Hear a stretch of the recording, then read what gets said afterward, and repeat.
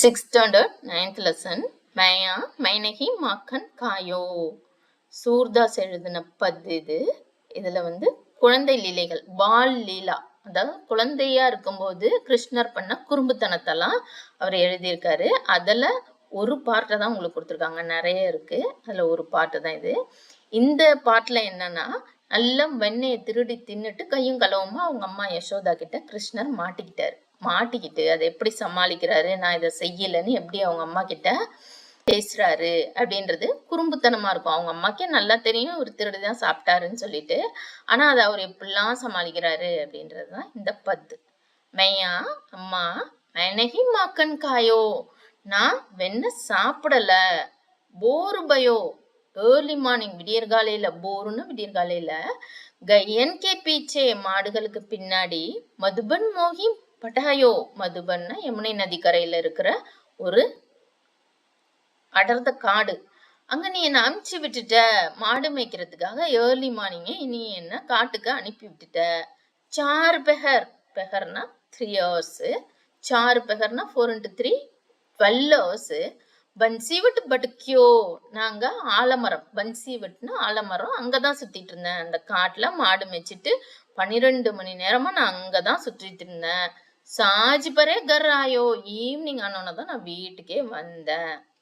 மே பாலக், பஹியன் கோ சோட்டோ, நானு சிறுவன். பஹியன் அப்படின்னா 2 கைகளையும் காட்டுறாரு, 2 புஜங்கள். என்னோட 2 கைகளும் ரொம்ப சின்னது. சீக்கோ கேஹி பிதி பாயும், சீக்கோ அப்படின்னு உரி, இந்த மாதிரி அந்த காலத்துல எல்லாம் உரின்னு சொல்லுவாங்க. பானைக்குள்ள ஏதாவது திங்ஸ போட்டு மேல உத்தரத்துல கட்டிடுவாங்க. அப்படி கட்டிட்டா கீழே இருந்து ஏதோ ஒரு நாயோ பூனையோ அதெல்லாம் அதை அண்ட முடியாது, ஈஸியா எடுக்க முடியாது. ஸோ இதைதான் சீக்கோ அப்படின்னு சொல்றாங்க. சீக்கோ கேஹி பிதி பாயோ, அந்த நான் எப்படி என்னோட கைகளை ரொம்ப சின்னது, நான் எப்படி இந்த உரியில மேல தொங்கிட்டு இருக்கிறேன், அதுல போய் நான் எப்படி எடுக்க முடியும், வழி ஏது எனக்கு, எப்படிதான் நான் அதை எடுத்திருக்க முடியும். குவால்பால் சபு பேர் பரேஹை, குவால்பால் அப்படின்னா அவர் கூட மாடு மேய்க்கிற பசங்க, அவரோட ஃப்ரெண்ட்ஸ், அந்த அவங்கள குவால்பால், அவங்க எல்லாருமே என்ன பேர் பரேஹை, என்னை எதிரியா பாக்குறாங்க, எங்ககிட்ட பகையா இருக்காங்க.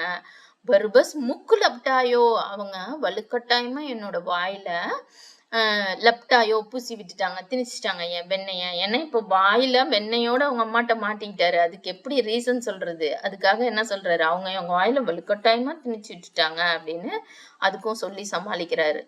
இது வரைக்கும் அவங்க அம்மாவை சமாளிச்சிட்டாரு. நான் காலையிலேயே காட்டுக்கு என்ன நீ அனுப்பிச்சு விட்டுட்டேன், நான் 12 hours அங்கதான் மாடு மேய்ச்சிட்டு இருந்தேன், என் கையோ சின்னது, அந்த உரியோ மேல உத்தரத்துல இருக்கு, நான் எப்படி அதை என் கைக்கு எட்டாதே அப்படின்லாம் சொல்லிட்டு வாயில இருக்க வெண்ணைக்கு ஒரு ரீசன் சொல்லணும்ல. அதுக்கு என்ன சொல்லிட்டாரு, இந்த என்னோட ஃப்ரெண்ட்ஸ் மாடு மேய்க்கிற பசங்க என்ன வலுக்கட்டாயமா திணிச்சிட்டாங்க என் வாயில, இதுவும் சொல்லி முடிச்சிட்டாரு. இப்ப அடுத்து அவங்க அம்மாவை எமோஷனலா கொண்டு போவார். தூ மாத்தா மன்கி அத்தி போரி, மா நீ ரொம்ப அப்பாவிமா, போரி நீ ரொம்ப அப்பாவி. இன்கே கஹே பத்தியாயோ, இவங்க சொல்றது யாரு, இந்த மத்த பசங்கெல்லாம் சொல்றத போயிட்டு நீ நம்புறியே. ஏன்னா அவங்கதான் இவரை எதிரியா பாக்குறாங்களாமா, அவங்கதான் வாயில வெண்ணெயை பூசிட்டு வெண்ணெய் திருடி கிருஷ்ணர் சாப்பிட்டாரு அப்படின்னு சொல்லிட்டாங்களாமா. ஜிய தேரே கச்சு பேது உபஜி ஹே, இப்ப எனக்கு என்ன தோணுதுன்னா, உன் மனசுல ஏதோ ஒரு பாகுபாடு உருவாயிருக்கு. உபஜி அப்படின்னா உற்பத்தி ஆயிருக்கு, உன்னோட மனசுல ஏதோ ஒரு டிஸ்கிரிமினேஷன்ஸ் வந்திருக்கு. ஜானி பராயோ ஜாயோ, பாவமா சொல்லுது, நீ என்ன உன் சொந்த பிள்ளை மாதிரியே பாக்கல, என்னை யாரோ அந்நியன் மாதிரி பாக்குற, வேற யாரோ மாதிரி பாக்குற. ஏழு அப்ப நீ லக்குட்டி கமரியா, லக்குட்டின்னா இந்த கையில மாடு மேய்க்கிறதுக்காக ஒரு கொம்பு வச்சிருக்காங்க இல்லையா அது, அப்புறம் கமரியானா அந்த ஒரு கம்பளி மாதிரி ஒரு சின்ன துணி ஒன்று மேல போட்டிருக்காரு இல்லையா, அதுதான் கொஞ்சம் குளிராம இருக்கிறதுக்காக போட்டிருக்கிற அந்த துணி.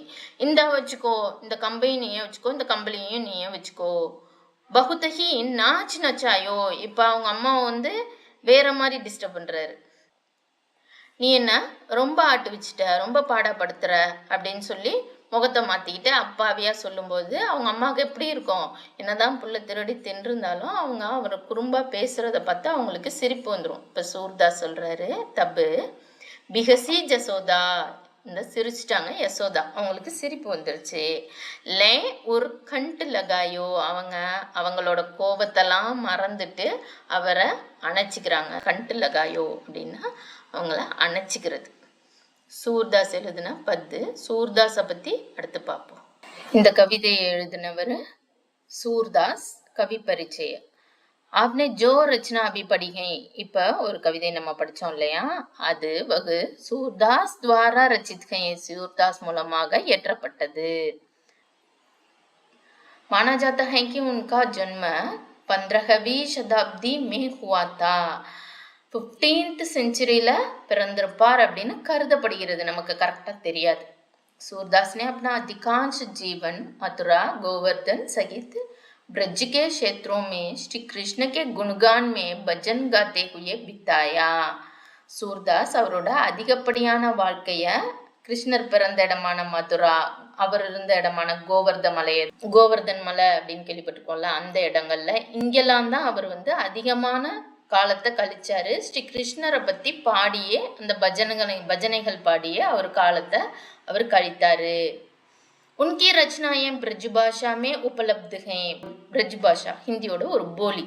அவருடைய படைப்புகள் எல்லாம் ब्रज भाषाல தான் அவைலபிளா இருக்கு. ये रचनाएं इतनी सुंदर हैं कि आज भी लोगों के बीच बहुत प्रचलित हैं. 15th செஞ்சுரியில எழுதின இந்த படைப்புகள் எவ்வளவு பியூட்டிஃபுல்லா இருக்குன்னா இன்ன வரைக்கும் மக்களிடையே இது பிரபலமா இருக்கு. இன்னமும் மக்கள் இந்த பாடல்களை பாடிக்கொண்டுதான் இருக்கிறார்கள். उनकी अधिकतर कविताओं में श्री कृष्ण की बाल लीलाओं का मनोहरी वर्णन है.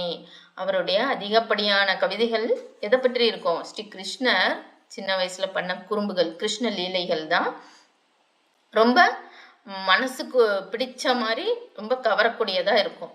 ஏ கவிதாயே அத்தியந்த லோகப்பிரியகை. இந்த கவிதைகள் மிகவும் மக்களுக்கிடம் பிரபலமானவை, மக்களுக்கு பிடித்தவை. और देश भर में प्रेम से गाई जाती हैं. நாடு முழுக்க அன்போட பாடப்படுகிறது. अपनी उत्कृष्ट रचनाओं के लिए वे महाकवि सूरदास कहलाते हैं. சூர்தாஸ் அவருடைய இந்த சிறப்பான படைப்புகளால அவரை மகாகவி சூர்தாஸ் அப்படின்னு சொல்றோம். उनकी मृत्यु 16वीं शताब्दी में हुई थी. 16th செஞ்சுரியில இறந்தாரு.